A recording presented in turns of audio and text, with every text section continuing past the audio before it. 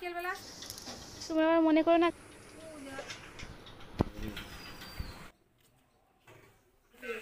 Good morning everyone. তো নদিয়া জেলার এই ছোট্ট গ্রামে তোমাদের সবাইকে জানাই স্বাগত। আশা করি তোমরা প্রত্যেকে ভালো আছো, আমিও ভালো আছি। তো সকাল সকালে দেখো মা দিয়েছে বিস্কুটের প্যাকেটটা যে কোটোর মধ্যে ঢেলে রাখতে আর সবাইকে দিতে। তো আমিও সেই কোটোর মধ্যে ঢেলে রাখছি আর সবাইকে এক একটা করে দিয়ে দিচ্ছি। পরে না না না না না ও তো দিয়ে কালারও আসবো, পছন্দ আছে যে আরো কিউটি করতে। একটা দেবো, মার একটা দেবো।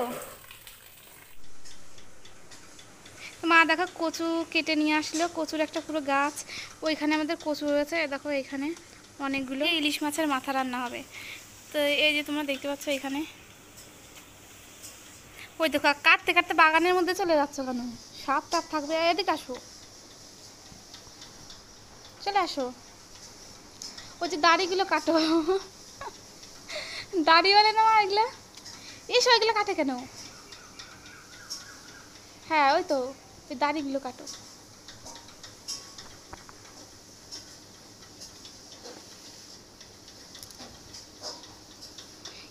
দেখো তো পিছনে কি সুন্দর বাগান আমাদের, মানে ফুলে তো দেখতে ভালো লাগছে, কিন্তু এই বাগানের জন্য যে কত মশা হয় আমাদের বাড়িতে তার কোনো ঠিক নেই। অবশ্য সেই তুলনায় আমাদের ওই বাড়িতে বেশি মশা, জানো মা। আসো চলে আসো, পিছন দিকটা একবারে কলপার থেকে একটু ধুয়ে নিয়ে আসো।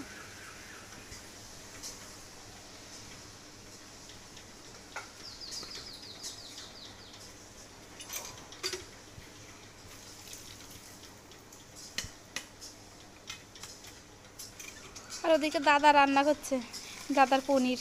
আমার দাদা আবার গুসাই তো।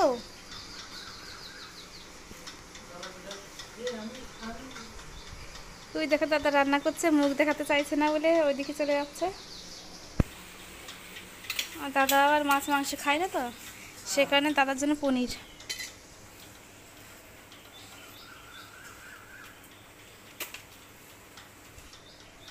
আর এখানে আমাদের ওগুলো ফেলে দেবে নাকি মা? হ্যাঁ ওইগুলোই তো খাই না।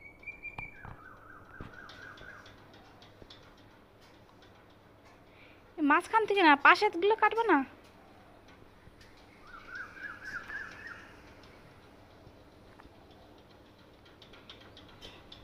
তুমি আবার মনে করো না যে এগুলো অন্য কারোর, মাই লাগিয়েছিল, আমাদেরই কচুর গাছ এগুলো।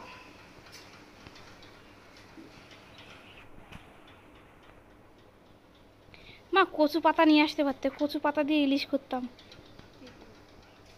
করা যায় খুব সুন্দর করে, জানো তো। তোর তরকারির লোকজনে খাবে কেন? তুই নিরামিষ খাস, তুই খাবি, কেউ খাবে না। তো নিরামিষ কে খাবে? রান্না কর দেখি। টুফটু গাবলি দেবো, আনাও।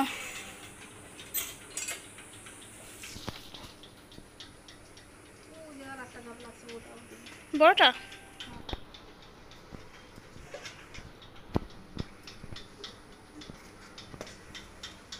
হচ্ছে নিমের পাতা আছে, আমার বাবা হচ্ছে সকাল সকাল নিমের পাতা দিয়ে ভাত দিয়ে খাবে। দেবো এখানে কিসের মধ্যে? ও ডাল, এই যে ডাল আর আলু পটল ভাজা দেখিয়ে দিচ্ছি। দেখো এখানে আলু পটল ভাজা খাওয়া হয়ে গেছে দুজনের।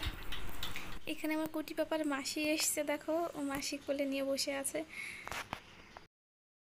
আমার ছেলের জন্য প্রেশার কুকারে জল গরম দিয়েছে, এখানে দেখি গরম হয়েছে কিনা দেখতে এসছি। মা কেবল দিয়েছো না বলো, এখনই দিলে তাই না? চলো দুটো তুলসী পাতা তুলে এনে দিই। তো এখানে আমি আনতে যাচ্ছি তুলসীর পাতা, কারণ জলের মধ্যে দিতে হবে। আর এই জলের মধ্যে কেন তুলসীর পাতা দেয় বাচ্চাদের স্নান করানোর সময় আমি অবশ্য কি জানি না, সবাই দেয় তাই আমি দিই আর কি। তো স্নান করানোর পর মানে ফার্স্টে আমি স্নান করব, তারপরে আমি এসে আমি আর মা দুজনে মিলে বাবুকে স্নান করাবো।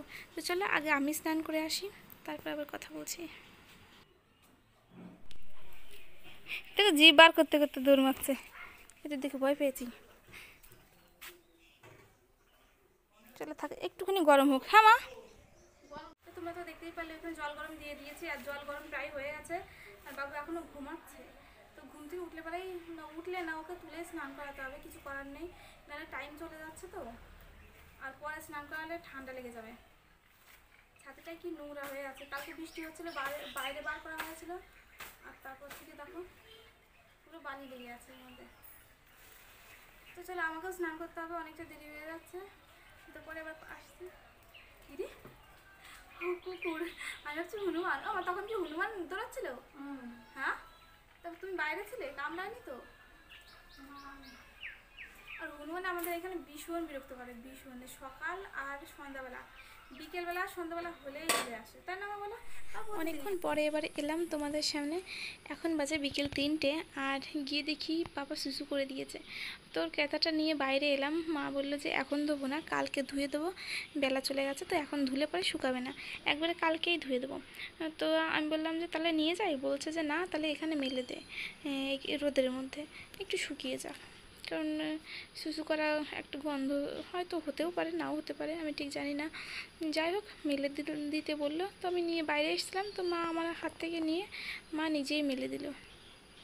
তো আমাকে বললো যে তুই চলে যা, তাহলে আমি করে মেলে দিচ্ছি। আর মা কিন্তু এখনও স্নান করেনি, কারণ অনেক কাজ বাড়ছিল তো আজকে, সেই কারণে। তো আমার যদি এই ভিডিওটা তোমাদের ভালো লেগে থাকে তাহলে অবশ্যই লাইক, কমেন্ট, শেয়ার এবং সাবস্ক্রাইব করবেন। Thank you.